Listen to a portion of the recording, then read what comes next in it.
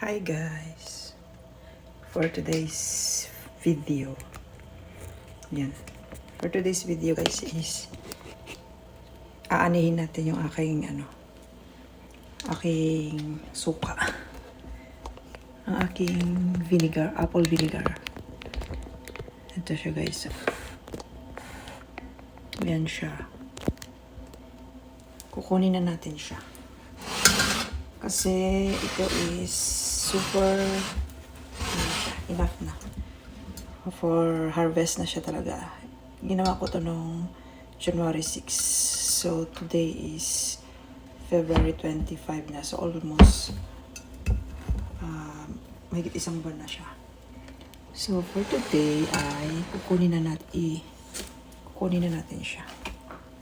So ayun na siya guys. Yan. So pwede na siya gamitin. So meron ako ditong dalawang bote na na-sterilize ko. Ito yung dating may laman ngayon. Hindi ko siya tinapon. Na-sterilize ko siya. Ito. So resay-resay ko. No? So meron tayo ditong pansala. Sasalain natin siya para ma-extract natin yung pinaka-suka. So, yan, may strainer tayo dyan.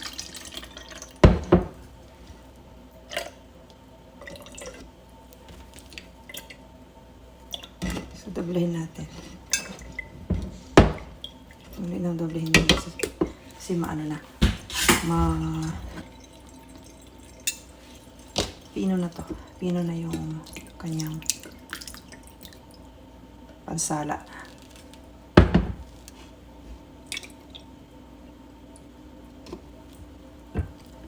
So, salain lang natin siyang ganyan.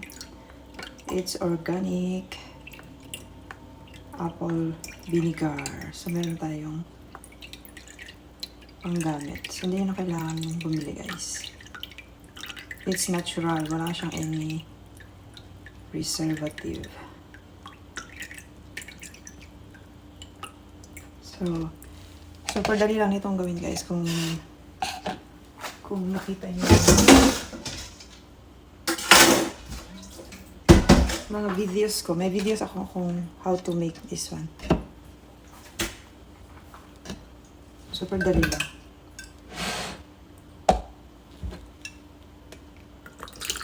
Pag marami kayong apple dyan, or bili kayo ng apple kahit 2-3 piraso lang. Yung mumurahin lang guys. Hindi nyo kailangan ng mamahalin. Kasi bubulokin nyo lang din siya. Bubulokin. Actually, hindi naman bulok. Ano nyo siya. Ipi-ferment. Para maging suka. Super dali lang gawin ito guys. Hindi nyo na kailangan bumili ng suka. And it's very healthy. Pwede nyo kayong uminom ng apple vinegar every morning, your empty stomach, bago kayo mag-breakfast. 30 minutes before kayo mag-breakfast. Inom kayo ng apple vinegar. Ito natin lalagyan.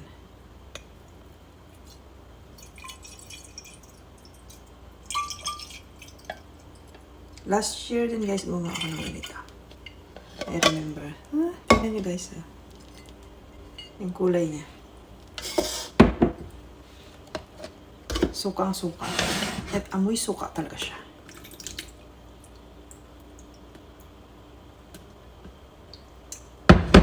Kahit yung mga ano nyo guys, yung mga pinagbalatan, pwede yan guys. Ipunin nyo nga lang. Kasi dito sa bahay, madalas marami kaming apple. So, sa sobrang dami, hindi naman manage na kainin. Yung iba, nasisira na talaga. So, ganito yung ginagawa ko. Or pwede nyo gawing apple tart. Ganun. Apple cake. Kung masipag kayo. Char. Ayan. Pero sa akin, pag tinatamad kayo, ganito na lang. Kasi, mas mabilis siyang gawin. Water lang. Water lang.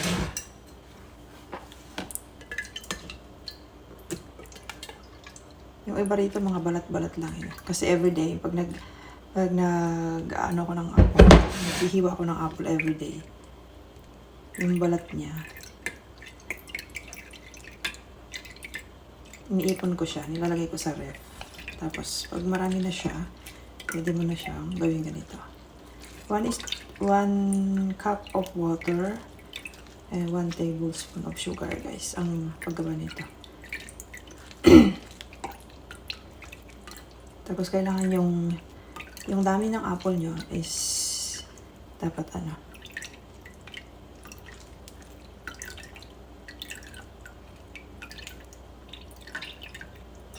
lubog yung water niya. Nakalubog yung water. Nakalubog yung apple pala. Dapat na ano yung ano, level, kumbaga. Naka-level dun sa water yung apple niya.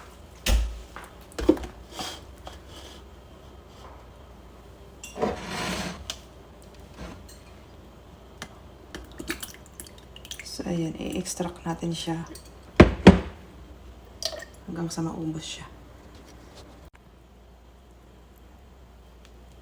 So, ito na yung last. Extract na natin lahat. To the last drop. Ayan.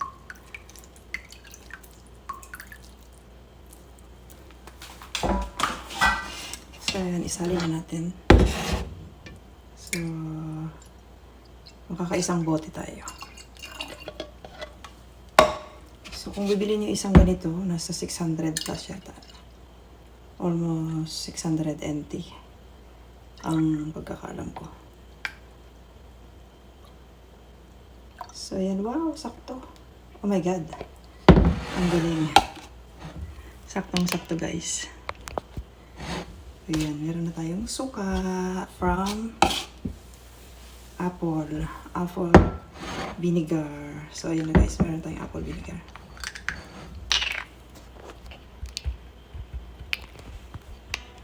So, ayan siya. Ayan.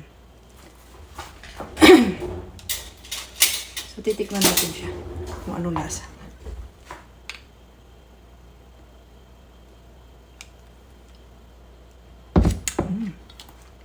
Ang sarap, guys. Sukang-suka. As in suka. Meron tayong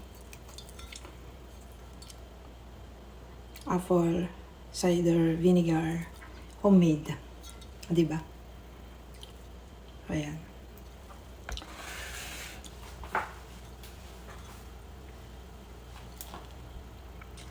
So, hanggang dyan na lang ating for today's video. Thank you guys for watching. Don't forget to like and subscribe my channel. Bye-bye.